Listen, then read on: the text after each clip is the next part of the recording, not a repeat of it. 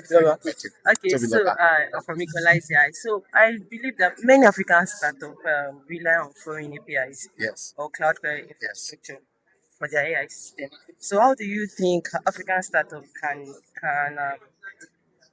how do you think they can depend their dependence affects us, their ability to So compete look, globally? the way I look at it is that the first thing is to learn the tool and understand how it works.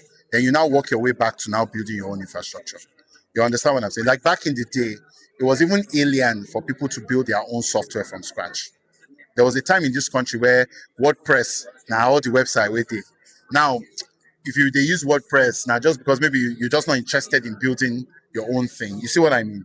But there was a time in this country where WordPress was like gang, we had to use PHP, we had to use, so my point is just even learn the technology. I don't know whether we are at the point where we can start building our own infrastructure. I don't think we're there yet. I think we should just learn with other people's money and then we can build our So own. what do you think sovereignty AI looks like for us in Africa? Oh, look, at the end of the day, there's nothing like sovereignty AI at the end of the day because now function of resources.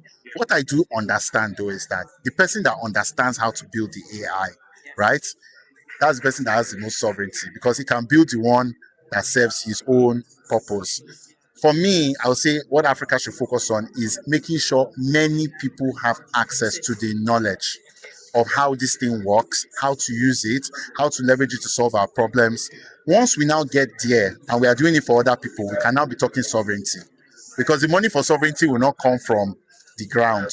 And it cannot come from foreign partners because they are not going to give us our own sovereignty. You understand what I'm saying? One of the reasons why Nigeria was a somewhat successful independent country was because we had an educated elite. Many other countries, not that they are worse, it's not that they are stupid, it's not that that they don't have sense, is that by the time they gave them independence, they didn't have an educated elite to the extent that Nigeria did. And so their development became slow because you are going to go and meet your jailer to give you food. You understand? You know, go give you the one we go make you strong, make you remove in jail cell. So it's important for us as Africans to understand that knowledge is actually power. Knowledge first, then after knowledge, you can now. Thank you. Thank you.